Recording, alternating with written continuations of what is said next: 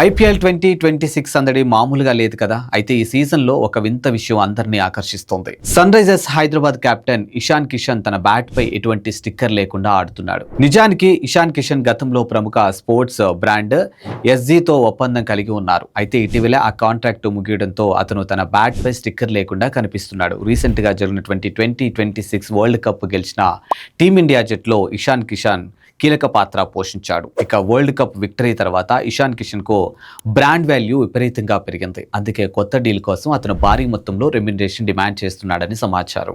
పాత బ్రాండ్ ఎస్జీతో మళ్ళీ ఒప్పందం కుదుర్చుకోవాలా లేక కొత్త బ్రాండ్ తో ముందుకు వెళ్లాలా అనే విషయంపై చర్చలు నడుస్తున్నాయి. అందుకే అమౌంట్ విషయంలో క్లారిటీ వచ్చే వరకు ఇషాన్ ఎటువంటి స్టిక్కర్ లేకుండానే మైదానంలోకి దిగుతున్నాడు. ఒక్క వరల్డ్ కప్ విజయం ప్లేయర్లు రేంజ్ ను ఎలా మార్చేస్తుందో. మరి ఇషాన్ కిషన్ త్వరలోనే తన బ్యాట్ పై కొత్త స్టిక్కర్ తో కనిపిస్తాడా లేదా పాత ఎస్జీ బ్రాండ్నే మళ్ళీ ఎంచుకుంటాడా? దీనిపై మీ ఒపీనియన్ ఏంటో కామెంట్ సెక్షన్లో మాకు తెలియచేయండి. ఇలాంటి మోర్ అప్డేట్స్ కోసం చూస్తూనే ఉండండి ప్రగతి మీడియా.